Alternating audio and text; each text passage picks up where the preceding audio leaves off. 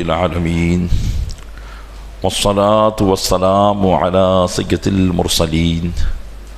وعلى آلہ واصحابہ اجمعین اما بعد فاعوذ باللہ من الشیطان الرجیم بسم اللہ الرحمن الرحیم ولا تحسبن الذین قتلوا فی سبیل اللہ امواتا بل احیاء عند ربهم یرزقون آمنت باللہ صدق اللہ مولانا العظیم وبلغنا رسوله النبی الامین المکین الکریم ونحن على ذلك لمن الشاہدین والشاکرین والحمد للہ رب العالمین الصلاة والسلام علیک یا رسول اللہ وعلى آلک واصحابک یا حبیب اللہ الصلاة والسلام علیک یا نبی اللہ وعلى آلک واصحابک یا نور اللہ۔ تاریخ اسلام کا عظیم باب غزوہ احد کے سلسلے میں درس جاری و ساری ہے، سماعت فرمائیں۔ گزشتہ درس میں آپ حضرات نے سماعت کیا تھا کہ اللہ کے محبوب دانائے غیوب منزہ عن العیوب صلی اللہ تعالی علیہ وسلم مشرکین کی زد سے اور گرفت سے آپ جو ہے پہاڑی پر تشریف لے گئے تھے، اور ابو سفیان جو لشکر کفار کا سردار تھا اس سے آئندہ سال پھر سے بدر الصغریٰ کے مقام پر ملاقات کرنے کے لیے وعدہ ہوا تھا، اور لشکر کفار واپس مکہ مکرمہ کی طرف لوٹ چکا تھا، اور وہاں جا کر انہوں نے اپنی خوشیوں کا اظہار کیا تھا۔ ادھر نبی کریم صلی اللہ تعالیٰ علیہ وسلم اور آپ کے صحابہ جو ابھی تک پہاڑی پر تھے، جب حضرت مولا کائنات علی مرتضیٰ رضی اللہ تعالیٰ عنہ جن کو یہ دیکھنے کے لیے بھیجا گیا تھا کہ وہ دیکھیں کہ مشرکین کہیں پلٹ کر مدینہ پر تو حملہ نہیں کر رہے ہیں، جب مولا کائنات نے آ کر اس بات کی خبر نبی کریم صلی اللہ علیہ وسلم کو عطا فرما دی، اور یہ اطمینان حاصل کر لیا گیا کہ مشرکین اب یہاں سے نکل چکے ہیں، اب ان کے واپس آنے کا کوئی ارادہ نہیں ہے، تو نبی کریم صلی اللہ علیہ وسلم اور آپ کے صحابہ مسلمان شہداء کی خبر گیری کے لیے اب زمین پر تشریف لائے۔ الگر صحابہ اکرام میدان میں گئے، اور جس شہید کی بھی لاش ملی وہ مسلح شدہ تھی، یعنی جسم کو بگاڑ دیا گیا تھا، ناک کان کو کاٹ لیا گیا تھا، اور پورا حلیہ بگاڑ دیا گیا تھا، سوائے حضرت حنظلہ کے جو غسیل الملائکہ ہیں، جن کا واقعہ گزشتہ درسوں میں آپ حضرات نے سماعت کیا، سوائے ان کے شاید ان کو اس لیے ان لوگوں نے تکلیف نہ پہنچائی، صرف قتل ہی کیا، شہید ہی کیا، کیونکہ ان کا باپ ابو عامر فاسق تھا، جس کا ذکر آپ پہلے سماعت کر چکے ہیں، اور یہ کفار مکہ کے ساتھ مسلمانوں سے لڑنے کے لیے آیا تھا، تو اسی قرابت کا خیال رکھتے ہوئے شاید حضرت حنظلہ رضی اللہ تعالی عنہ کی لاش کے ساتھ انہوں نے کوئی ایسا معاملہ نہ کیا۔ امام حاکم اور بہقی حضرت زید بن ثابت رضی اللہ تعالیٰ عنہ سے روایت کرتے ہیں کہ رسول اکرم صلی اللہ تعالیٰ علیہ وسلم نے فرمایا، تم میں سے کون ہے جو سعد بن ربی کی خبر لے آئے؟ سعد بن ربی یہ بھی صحابی رسول ہے، تو آقا علیہ السلام نے ان کے تعلق سے فرمایا کہ ابھی نہ تو ان کی لاش کا کچھ پتہ چل پایا ہے، نہ کچھ معاملہ ہے، لہذا ان کو کون تلاش کرنے جائے گا؟ آیا وہ زندہ ہے یا وفات پا چکے ہیں؟ کیونکہ نبی کریم صلی اللہ علیہ وسلم فرماتے ہیں کہ میں نے دیکھا کہ بیک وقت ان کے اوپر 12 نیزے گھونپے جا رہے تھے، تو محمد بن مسلمہ یا حضرت ابی بن کعب رضی اللہ تعالیٰ عنہما نے عرض کی، یا رسول اللہ ہم ان کی تلاش میں جاتے ہیں۔ حضرت محمد بن مسلمہ کہتے ہیں کہ میں ان کی تلاش میں پھرتا رہا، ایک لاش کو دیکھتا رہا، آخرکار میں نے انہیں ڈھونڈ ہی لیا۔ ان کی آخری سانسیں چل رہی تھی، نزا کا عالم تھا، اور ان کے جسم پر نیزوں، تلواروں اور تیروں کے 70 سے زیادہ زخم موجود تھے۔ تو میں نے انہیں حضور علیہ الصلوۃ والسلام کا سلام پہنچایا اور پوچھا کیا حال ہے؟ تو انہوں نے فرمایا کہ آخری سانس لے رہا ہوں۔ میری طرف سے میرے کریم آقا کی خدمت میں ہدیہ سلام پیش کرنا اور پھر کہنا کہ سعد عرض کرتا تھا یا رسول اللہ جزاک اللہ عنا خیر الجزا نبینا عن امتہ، اللہ تعالیٰ آپ کو ایسا بدلہ عطا فرمائے جو بدلہ وہ کسی نبی کو اس کی امت کی طرف سے عطا فرماتا ہے۔ حضرت سعد رضی اللہ تعالیٰ عنہ آخری دم اپنے محبوب صلی اللہ تعالیٰ علیہ وسلم کے لیے اللہ کی بارگاہ میں دعا کر رہے ہیں، اور پھر حضرت سعد بن ربیع نے حضرت محمد بن مسلمہ سے کہا کہ اے محمد بن مسلمہ ایک بات اور یاد رکھو، میرے آقا صلی اللہ علیہ وسلم سے یہ بھی کہہ دینا کہ سعد کہہ رہا تھا کہ یا رسول اللہ میں احد کے دامن میں جنت کی خوشبو کو سونگھ رہا ہوں، مجھے یہاں سے جنت کی خوشبوئیں آ رہی ہیں، اور اپنے جانے جانا کو یہ پیغام نیاز محبت پیش کرنے کے بعد اے میرے بھائی محمد بن مسلمہ، میری قوم جو میری برادری ہے، جو میری جماعت ہے، ان تک میرا یہ پیغام پہنچا دینا۔ حضرت سعد بن ربیع اپنا یہ پیغام جو اس وقت موجود مسلمان تھے ان کے لیے بھی اس پیغام کو وہ پہنچا رہے ہیں، اور قیامت تک کے آنے والے مسلمان جو اپنے آپ کو عاشق رسول ہونے کا دعویٰ کرتے ہیں ان کے لیے بھی حضرت سعد بن ربیع یہ پیغام پہنچا رہے ہیں۔ کیا انہوں نے پیغام دیا؟ اس دنیا سے جاتے جاتے فرماتے ہیں ابلغ قومک انی السلام، میری قوم کو، اپنی قوم کو میری طرف سے سلام کہہ دینا۔ وَقُلْ لَهُمْ أَنَّ سَعْدَ بْنَ رَبِيعَ يَقُولُ لَكُمْ إِنَّهُ لَا عُذْرَ لَكُمْ عِنْدَ اللَّهِ إِنْ يُخْلَصَ إِلَىٰ رَسُولِ اللَّهِ صلی اللہ علیہ وسلم وَمِنْكُمْ عَيْنٌ تَطْرُفُ، کہنے لگے کہ میری قوم کو میرا سلام پہنچا دینا اور کہنا کہ سعد بن ربیع تمہیں یہ کہتا تھا کہ اگر کوئی دشمن سرور عالم صلی اللہ تعالیٰ علیہ وسلم تک رسائی حاصل کر لے، پہنچ جائے، اور تم میں سے ایک آدمی بھی زندہ ہو اور اس کی آنکھ جھپک رہی ہو، تو تم اللہ تبارک و تعالیٰ کی بارگاہ میں کوئی عذر پیش نہ کر سکو گے۔ حضرت سعد بن ربیع کے فرمانے کا مطلب یہ تھا کہ اگر نبی کریم صلی اللہ علیہ وسلم کی ناموس کو کوئی تکلیف پہنچ جائے اور تم میں سے ایک مسلمان بھی زندہ ہو اس حال میں کہ اس کی آخری سانس چل رہی ہو، ایک آنکھ جھپک رہی ہو، اور اس کے ایک آنکھ جھپکنے کی طاقت ہونے کے باوجود بھی اس کے محبوب صلی اللہ علیہ وسلم کی ناموس پر کوئی حملہ کرے، تو پھر تم اللہ کی بارگاہ میں کوئی عذر پیش نہیں کر سکو گے کہ مولا میں نے یہ نہیں کیا یا میں نے وہ نہیں کیا۔ پیارے اسلامی بھائیو، یقیناً یہ صحابی رسول ہیں جو اپنے محبوب صلی اللہ تعالیٰ علیہ وسلم کی عزت اور ناموس اور آپ کی عزت و تکریم اور خاص کر اپنی قوم میں آپ کی حفاظت کے تعلق سے ایک بہترین جو ہے درس دے کر جا رہے ہیں کہ یاد رکھنا کہ تمہارے ہوتے ہوئے اللہ کے محبوب کو کوئی تکلیف نہیں پہنچنی چاہیے، یہ کہا، اور انہوں نے اپنی جان آفری کے حوالے کر دی۔ نبی کریم صلی اللہ تعالیٰ علیہ وسلم کو یہ باتیں پہنچائی گئی۔ یقیناً آقا صلی اللہ علیہ وسلم نے اپنے اس جان نثار کی جب یہ گفتگو سنی ہوگی تو کتنی خوشیوں کا اظہار کیا ہوگا۔ اسی طریقے سے اب سرور عالم صلی اللہ تعالیٰ علیہ وسلم کو چونکہ اپنے چچا کی بھی خبر گیری معلوم کرنی تھی، اس لیے بار بار پوچھ رہے تھے۔ ہر ایک صحابی کی خبر تو آتی تھی کہ فلاں شہید ہو گئے اور فلاں کا جسم فلاں جگہ پر ہے، لیکن بار بار صحابہ سے پوچھتے تھے ما فعل عمی، ما فعل عمی، میرے چچا نے کیا کیا ہے، یعنی ان کی خبر بتاؤ، ان کے ساتھ کیا معاملہ ہوا۔ لہذا حضرت حارث بن سمہ رضی اللہ تعالیٰ عنہ یہ ان کی تلاش میں نکلے، ڈھونڈتے رہے، کوئی سراغ نہ ملا۔ پھر حضرت مولا کائنات علی مرتضیٰ رضی اللہ تعالیٰ عنہ تشریف لے گئے۔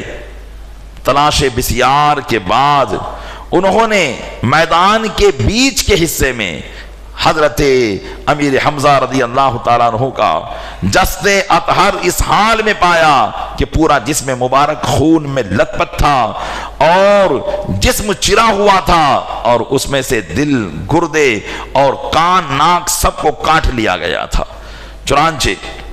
حضرت مولا کائنات علی مرتضیٰ رضی اللہ تعالیٰ عنہ نے یہ دیکھا تو آپ بڑے غمگین ہوئے، کیونکہ یہ مولا کائنات کے بھی چچا تھے۔ اور سوچ رہے تھے کہ اللہ کے محبوب صلی اللہ علیہ وسلم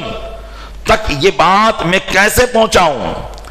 چنانچہ ایک صحابی رسول کہتے ہیں کہ حضرت امیر حمزہ رضی اللہ تعالیٰ عنہ کو میں نے دیکھا کہ وہ جنگ بدر میں جس طرف، جنگ احد میں جس طرف جاتے حملہ کرتے اور زوردار نعرہ لگاتے اور کہتے انا اسد اللہ و اسد رسولہ، میں اللہ اور اس کے رسول کا شیر ہوں۔ اللہم ابرؤ الیک مما جاء بہ ہؤلاء، اے اللہ میں اس سے بیزار ہوں جو یہ لوگ لے کر آئے ہیں، یعنی ابا سفیان و اصحابہ، یعنی ابو سفیان اور اس کے ساتھی جو یہ جنگ کرنے کے لیے آئے ہیں، میں اس جنگ سے بیزار ہوں۔ وَاعْتَذِرُ إِلَيْكَ مِمَّا صَنَعَ هَؤُلَاءِ بِانْهِزَامِهِمْ، اور جو مسلمان میدان چھوڑ کر فرار ہو گئے ہیں، میں ان کی طرف سے تیری بارگاہ میں معافی کا طلبگار ہوں۔ غرض کی نبی کریم صلی اللہ تعالیٰ علیہ وسلم کو جب اطلاع دی گئی، حضور اکرم صلی اللہ علیہ وسلم نے دیکھا تو دیکھتے ہی رہ گئے، چشمان مبارک نم ہوئی اور ٹپ ٹپ آنسو آنکھوں سے ٹپکنے لگے، اور نبی کریم صلی اللہ تعالیٰ علیہ وسلم نے ارشاد فرمایا، حضرت امیر حمزہ کی لاش کو دیکھ کر صحابہ فرماتے ہیں کہ نبی کریم صلی اللہ علیہ وسلم کو اس قدر روتا ہوا ہم نے کبھی نہ دیکھا کہ اس طرح ان کی ہچکیاں بن گئی، اور پھر آپ کو مخاطب کر کے فرمایا رحمت اللہ علیک، اے چچا جان تم پر اللہ کی رحمتیں نازل ہو۔ پھر فرمایا فَإِنَّكَ كُنْتَ كَمَا عَلِمْتُكَ فَعُولًا لِلْخَيْرَاتِ وَصُورًا لِلرَّحْمِ، فرماتے ہیں کہ آپ جس طرح کے میں جانتا ہوں آپ ہر بھلائی کے کرنے والے تھے، رشتہ داروں کے ساتھ اچھا سلوک کرنے والے تھے۔ لولا ان تحزن صفیۃ لترکتہ حتی یحشر من بطون السباع وحواسر الطیر، آقا علیہ السلام نے فرمایا کہ اگر مجھے خوف نہ ہوتا کہ صفیہ بنت عبد المطلب، یعنی حضرت امیر حمزہ کی بہن میرے آقا علیہ السلام کی پھوپھی جان، فرمایا کہ اگر مجھے خوف نہ ہوتا کہ صفیہ بنت عبد المطلب تمہاری لاش کو دیکھ کر روتی تو میں تم کو اسی حال پر چھوڑ دیتا، یہاں تک کہ کل بروز قیامت تم پرندوں اور درندوں کے پیٹ میں سے نکالے جاتے۔ چنانچہ نبی کریم صلی اللہ تعالیٰ علیہ وسلم نے حضرت امیر حمزہ رضی اللہ تعالیٰ عنہ کے لیے دعا فرمائی، اور پھر اچانک صحابہ کرام کی طرف دیکھتے ہوئے تبسم فرمایا، مسکراہٹ فرمائی، اور ارشاد فرمایا مبارک ہو، ابھی جبرائیل میرے پاس آئے اور انہوں نے بتایا کہ یا رسول اللہ ساتوں آسمانوں میں اور ساتوں آسمانوں کے فرشتے یہ اعلان کر رہے ہیں حمزہ بن عبد المطلب اسد اللہ واسد رسولہ، فرشتوں کے درمیان یہ بات دہرائی جا رہی ہے کہ حمزہ بن عبد المطلب اللہ اور اس کے رسول کے شیر ہیں۔ نبی کریم صلی اللہ تعالیٰ علیہ وسلم نے پھر ارشاد فرمایا اپنے چچا کی محبت میں غالب ہو کر، ظاہر سی بات ہے رشتہ دار کی محبت کا ایک معاملہ ہی عجیب و غریب ہوتا ہے، انسان ایک سخت دل بھی ہو اگر اس کے کسی رشتہ دار کے تعلق سے کچھ تکلیف کا وہ معاملہ سنتا ہے تو اس کے دل میں کچھ نہ کچھ نرماہٹ آ جاتی ہے، لیکن یہاں تو رحمت عالم ہے، ان کے لیے تو ساری امت مسلمہ ایسی ہے کہ ساری امت مسلمہ پر ایک کانٹا بھی چپ جانا نبی کریم صلی اللہ علیہ وسلم کے قلب اطہر پر گرا گزرتا ہے۔ اللہ تبارک و تعالیٰ ارشاد فرماتا ہے کہ عزیز علیہ ما عنتم حریص علیکم بالمؤمنین رؤوف الرحیم، یہ محبوب وہ محبوب ہیں کہ جن پر تمہارا تکلیف میں گرنا ان پر گرا گزرتا ہے، یہ مومنین پر مہربان ہیں اور رحم فرمانے والے ہیں۔ تو جب اپنے چچا کے حال کو دیکھا ہوگا تو ظاہر سی بات ہے بتقاضے بشریت بہت سے احساسات اور بہت سی باتیں ذہن میں آتی ہوں گی، تو انہی باتوں میں سے ایک بات نبی کریم صلی اللہ علیہ وسلم نے ارشاد فرمایا کہ اگر اللہ تعالیٰ نے اب مجھے مشرکین پر غلبہ دیا تو میں بھی ان کے 70 مقتول کو اس سے بھی بدتر مسلح کروں گا، یعنی ان 70 کافروں کو مار کر اس سے بھی بدتر، یعنی جس طرح انہوں نے حضرت حمزہ کا حال کیا ہے اس سے بھی بدتر میں ان کا حال کروں گا۔ نبی کریم صلی اللہ علیہ وسلم نے جذبات میں یہ فوراً فرمایا ہی تھا کہ فوراً حضرت جبریل امین علیہ الصلوۃ والتسلیم قرآن کا یہ پیغام لے کر نازل ہو گئے، اور عرض کرنے لگے یا رسول اللہ، آپ کا رب ارشاد فرماتا ہے وَإِنْ عَاقَبْتُمْ فَعَاقِبُوا بِمِثْلِ مَا عُوقِبْتُمْ بِهِ وَلَئِنْ صَبَرْتُمْ لَهُوَ خَيْرٌ لِلصَّابِرِينَ۔ یا رسول اللہ، اللہ ارشاد فرماتا ہے کہ اور اگر تم انہیں سزا دینا چاہو تو انہیں اتنی ہی سزا دو جتنی کہ انہوں نے تمہیں دی ہے، اس سے زیادہ نہیں۔ بدلہ بدلے کے مطابق ہونا چاہیے۔ فرمایا اگر تم ان کو سزا دینا چاہو تو اسی کے مثل سزا دو جتنی سزا کہ تمہیں دی گئی ہے، لیکن حقیقت کیا ہے، بہتر کیا ہے؟ فرمایا وَلَئِن صَبَرْتُمْ، اور اگر تم صبر کرو لَهُوَ خَيْرٌ لِلصَّابِرِينَ، تو ضرور صبر کرنے والوں کے لیے یہ بہتر ہے۔ پیارے اسلامی بھائیو، یقیناً اگر کسی کی طرف سے، یہ تو کافرین کا معاملہ ہے جو دشمن خدا و رسول ہے، لیکن ہمارا معاملہ تو اپنے مسلمانوں کے حوالے سے اس سے بھی خطرناک ہوا کرتا ہے کہ اگر کسی مسلمان کی طرف سے ہمیں کوئی گزر پہنچ جائے، کوئی تکلیف پہنچ جائے، ہمارے دل میں انتقام کی جو آگ بھڑکتی ہے اور ہم سوچتے ہیں کہ اس نے اگر میری انگلی کاٹی ہے تو میں اسے قتل کر کے رہوں گا۔ اس طریقے سے آج ہمارا معاشرہ کس طریقے سے قتل و غارت گری کے اندر جو ہے بڑھتا چلا جا رہا ہے، کیسا لوگ جو ہے اپنوں کو مارنے پر تلے ہوئے ہیں۔ ایک مسلمان کو دشمن کی نگاہ سے دیکھتا ہے، قہر بھری نگاہ سے دیکھتا ہے، ذرا سا ہمارے مزاج کے مخالف اگر کوئی کر لے تو ہم اسے سختی کی نگاہ سے دیکھنے لگ جاتے ہیں۔ پیارے اسلامی بھائیو، یاد رکھو کسی مسلمان کو بلا ضرورت شرعی، بلا عذر شرعی اس طریقے سے قہر بری نگاہ سے دیکھنا حرام ہے، بلا عذر شرعی۔ یہاں تک کہ بعض حدیثوں میں بتایا کہ کسی مسلمان کو چھری دکھانا بھی حرام ہے۔ تو پیارے اسلامی بھائیوں، غور کریں کہ جو اسلام اس قدر آپس میں محبت اور مودت کا درس دیتا ہے، اس اسلام کے ماننے والے اپنے آپ کو مسلمان کہے اور لوگوں کے درمیان قتل و غارت گری کرتے پھرے، دشمنوں سے بدلہ لینے کا انتقام کی آگ اپنے دل میں بھڑکائیں اور اپنے بھائی کو مارنے کے در پہ ہو جائیں۔ آج ہمارے سامنے یہ نہیں ہے کہ بھائی بھائی کو مار رہا ہے، بھائی بھائی کو قتل کر رہا ہے۔ آج یہ ساری چیزیں جو ہیں وہ جہالت کی باتیں ہیں۔ دیکھیے قرآن نے ہمیں جو پیغام دیا ہے، اللہ کے محبوب صلی اللہ علیہ وسلم نے وہ پیغام ہم تک پہنچایا۔ ہم قرآن کی آیت پڑھتے ہیں، سورۃ النحل کی آیت کریمہ ہے، جس میں اللہ نے فرمایا کہ اگر تم کسی کو سزا دینا چاہو تو سزا پھر اتنی ہی ہونی چاہیے جتنی کہ تمہیں دی گئی ہے۔ اور ظاہر سی بات ہے، جس کو پہلے ستایا گیا وہ بعد میں بڑھ کر ستاتا ہے، بعد میں بڑھ کر ستاتا ہے۔ اس لیے حقیقت میں ظالم جو ہوتا ہے کبھی کبھی وہ مظلوم بن جایا کرتا ہے۔ ایک بادشاہ کے لڑکے نے ایک سپاہی کے لڑکے کو تماچا مار دیا، ایک سپاہی کے لڑکے نے ایک بادشاہ کے لڑکے کو تماچا مار دیا۔ حضرت شیخ سعدی رحمۃ اللہ تعالی علیہ پوری حکایت گلستان سعدی میں بیان کرتے ہیں کہ ایک سپاہی کے لڑکے نے بادشاہ کے لڑکے کو مار دیا۔ اب بادشاہ کا لڑکا اپنے باپ کی خدمت میں گیا اور کہا کہ فلاں سپاہی کے لڑکے نے مجھے تماچا مارا ہے۔ تو بادشاہ نے اس سپاہی کے لڑکے کو بلایا اور اپنے بیٹے کو ہی بلایا اور کہا کہ اگر بدلہ لینا ہے تو اتنا ہی لینا جتنا کہ اس نے تجھے تکلیف پہنچائی ہے، جس طاقت اور جس انداز کے ساتھ اس نے تجھے مارا ہے صرف اسی طاقت اور اسی انداز کے ساتھ مارنا۔ اس سے زیادہ اگر مارے گا تو پھر یہ مظلوم ہوگا اور تو ظالم ہو جائے گا۔ تو یہ دیکھیے کہ انتقام لینے والا کبھی کبھی بسا اوقات جو پہلے مظلوم بنا بعد میں وہ ظالم بن جایا کرتا ہے۔ آج یہ بہت ساری مثالیں ہم پیش کر سکتے ہیں۔ کبھی کبھی ہم سمجھتے ہیں کہ بھئی میاں بیوی کے اندر بیوی مظلوم ہوتی ہے، لیکن کبھی کبھی ایسا ہوتا ہے کہ سسرال والے لڑکی والے ظالم ہو جاتے ہیں لڑکے پر ظلم کرنے میں اور اس سے بدلہ لیتے ہیں کہ اچھا اس نے ایسا کیا، اب ہم اس کو بتاتے ہیں کہ ہم لوگ کون ہیں۔ تو پیارے اسلامی بھائیوں، ہم لوگ کون ہیں؟ ہم مسلمان ہیں،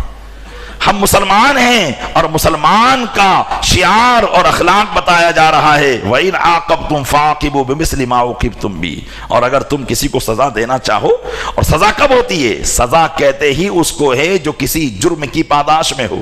جو کسی جرم کے بدلے میں ہو، کہ کسی نے جرم کیا تو تم اس کو سزا دو، تو سزا اتنی دو جتنی کہ اس نے تم کو دیا ہے، اس سے زیادہ نہیں ہونا چاہیے۔ لیکن اگر معاف کر دیا جائے تو پھر یہ ایک مسلمان کے لیے بہت بہترین ہے کہ معافی کا بدلہ اللہ تعالیٰ عطا فرماتا ہے۔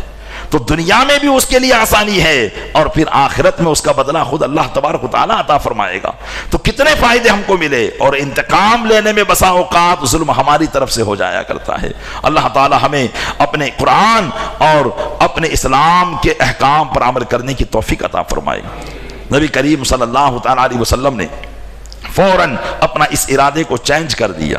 میرے آقا صلی اللہ علیہ وسلم تو ان کا سینہ مبارکہ تو محبت قرآن ہے، قرآن تو ان کے سینے پر نازل ہوتا ہے، اور یہ بات جو تھی بتقاضے بشریت تھی، ظاہر سی بات ہے۔ کیسے چچا، ان چچا سے کیسی محبت، تو ایسی محبت ہونے میں بتقاضے بشریت انتقام کی آگ دل میں بھڑکتی ہے، لیکن اسلام کس انداز سے انتقام لینے کا حکم دیتا ہے اس کو یہاں بیان کر دیا گیا۔ اور پھر یہ بھی ضروری تھا کہ اللہ کے محبوب صلی اللہ علیہ وسلم سے بسا اوقات کوئی ایسی بات ہوتی ہے تو اس میں اللہ کی حکمت ہوتی ہے، قیامت تک کے آنے والے مسلمانوں کے لیے کوئی قانون بنایا جاتا ہے، تو وہاں یہ قانون بنا دیا گیا۔ اگر وہ بات آقا علیہ السلام کی زبان سے نہ نکلتی تو پھر ایسا قانون بھی نازل نہ ہوتا، تو جب یہ قانون بنا دیا گیا کہ اب اس قانون پر مسلمان عمل کرتے رہیں گے۔ الغرض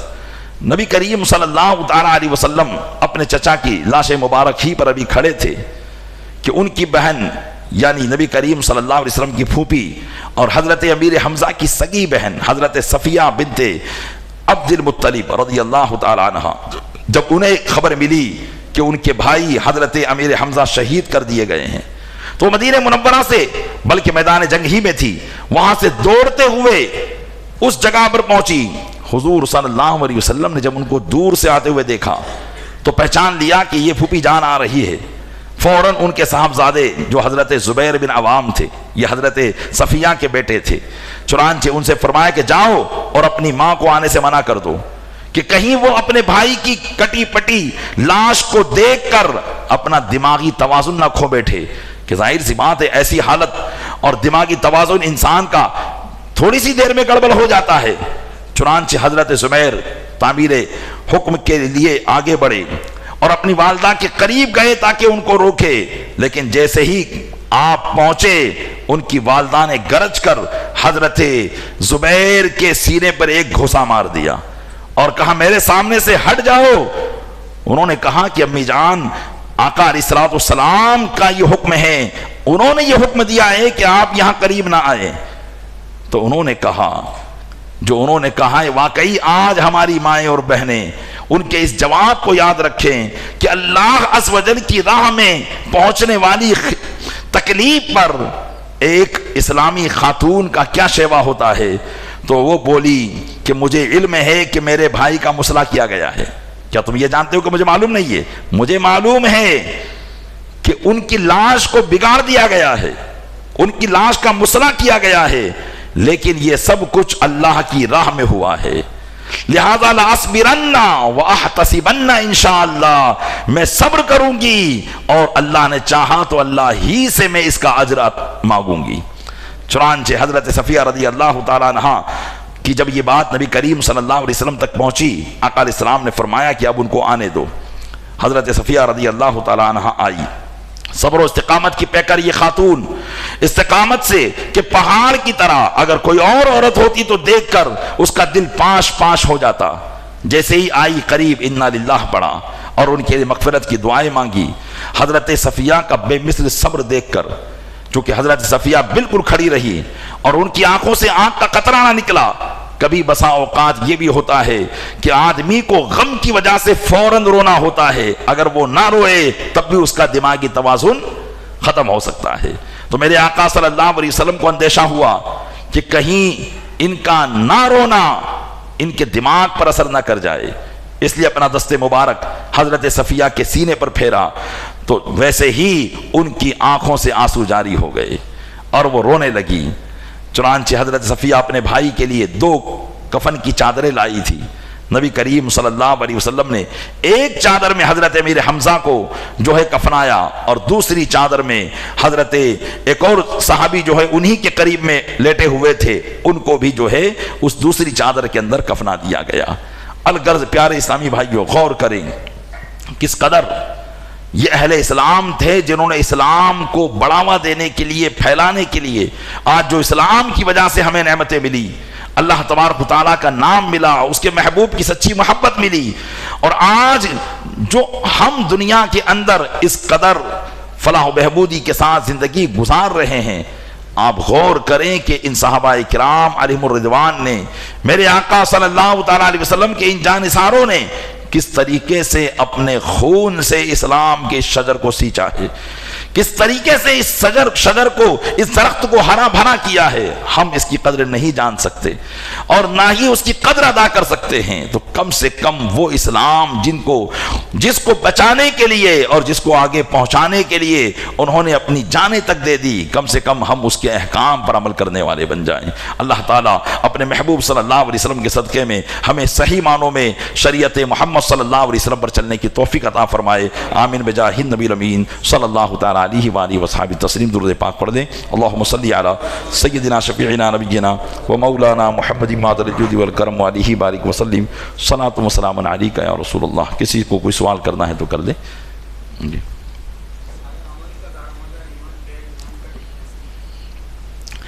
ان کا کہنے کا مطلب یہ ہے کہ بھئی اعمال کا دار و مدار ایمان پر ہے۔ ظاہر سی بات ہے کہ ایمان نہیں تو عمل کچھ بھی نہیں ہے۔ علماء فرماتے ہیں کہ ایمان جڑ ہے اور اعمال درخت اور اس کی شاخیں ہیں۔ جب جڑ نہیں تو پھر درخت اور اس کی شاخیں بھی نہیں ہوگی۔ تو ایمان کہتے ہیں کہ تمام ضروریات دین کو دل سے مان لینا، اس کو ایمان کہا جاتا ہے۔ ضروریات دین کیا ہے؟ یعنی وہ باتیں جس کو اللہ کے محبوب صلی اللہ علیہ وسلم لے کر آئے، اور وہ باتیں کہ جس کا ضروریات دین سے ہونا ہر عام اور خاص کو معلوم ہو۔ اور عام سے مراد یہاں پر وہ لوگ ہیں جو علماء کے قریب رہتے ہوں اور علماء سے علمی گفتگو کیا کرتے ہو، اور خاص سے مراد علماء ہیں۔ تو جو باتیں عام اور خاص یعنی علماء اور علماء کے قریب رہنے والے اور علم دین سے شغف رکھنے والوں کے درمیان جو باتیں مشہور ہو وہ ضروریات دین ہے، ان ساری ضروریات دین کو دل سے مان لینے کا نام ایمان ہے۔ اور ان میں سے کسی ایک بات کا بھی انکار کر دینا کفر ہے۔ ساری ضروریات دین کا انکار کرنے کے لیے، کفر کے لیے ساری ضروریات دین کا انکار کرنا ضروری نہیں ہے، بلکہ جتنی بھی دینیات ہیں ان میں سے اگر ایک بات کا انکار کر دے آدمی کافر ہو جائے گا۔ جیسے اس کی چند مثالیں میں آپ کو دے دوں۔ جیسے ہم کہتے ہیں آمنت باللہ وملائکتہ وکتبہ ورسولہ والیوم الآخر والقدر خیر وشر من اللہ تعالی والبعث بعد الموت۔ یہ ایمان مجمل اور ایمان مفصل جو ہمیں بچپن میں پڑھایا جاتا ہے، اصل یہی ایمان کی ڈیفینیشن ہے۔ لیکن اب جس کو کچھ معلومات نہیں ہے تو صرف اس کا اتنا کہہ لینا کافی ہوگا کہ میرے آقا صلی اللہ علیہ وسلم جو اللہ کی طرف سے لے کر آئے، مجھے معلوم ہو یا نہ معلوم ہو، ان سب پر میرا ایمان ہے۔ تو اگر وہ اتنا کہہ دے تو اسے مومن اور مسلمان کہا جائے گا، سمجھا جائے گا، اور یہی اس کے لیے کافی ہے۔ ہاں البتہ اس پر فرض ہے کہ وہ اپنی ایمانیات کو معلوم کرے کہ بھائی کس وجہ سے میرے ایمان کو ٹھیس پہنچ سکتی ہے اور کس وجہ سے کفر سرزد ہو سکتا ہے۔ یہ سارا علم کا حاصل کرنا ہر مسلمان پر فرض ہوا کرتا ہے کہ اگر مان لو اس نے جو ہے بھول کر یا جان بوجھ کر کوئی ایسی بات کر دی جو اسلام کے خلاف تھی تو اس پر کفر کا حکم لگایا جائے گا۔ اب وہاں یہ نہیں کہا جائے گا کہ بھائی یہ مجھے تو معلوم ہی نہیں تھا، تو چونکہ معلوم یہ تمہاری غلطی کی وجہ سے نہیں ہے۔ اسلام نے تو آقا علیہ السلام کی حدیث پاک فریضۃ طلب العلم فریضۃ علی کل مسلم و مسلمہ، ہر مسلمان پر علم کا طلب کرنا فرض ہے۔ تو یہ تمام علوم جس سے اس کا دین اور جس سے اس کی دنیا آخرت کے عذاب سے محفوظ ہو جائے، ایسا دین کا علم اسے حاصل کرنا فرض اور ضروری ہے۔ تو اس لیے لاؤبالی میں، بے پرواہی میں، جہالت میں اگر ہم سے کوئی کفر نکل جائے گا تو کفر ہو جائے گا۔ اس لیے توبہ، استغفار اور کلمہ طیبہ پڑھنا ہوگا۔ تو اب وہ الفاظ کے الگ الگ حکم ہوتے ہیں، جیسا لفظ جس سے نکلا تو پھر جو ہے علماء اہل سنت سے رابطہ کرے اور پھر اس تعلق سے اپنی معلومات حاصل کرنے کے بعد جو بھی حکم وہ بتائیں اس پر پھر عمل کرنے کی کوشش کرے۔ اللہ تعالیٰ اپنے محبوب صلی اللہ علیہ وسلم کے صدقے میں ہمارے ایمان کی حفاظت فرمائے۔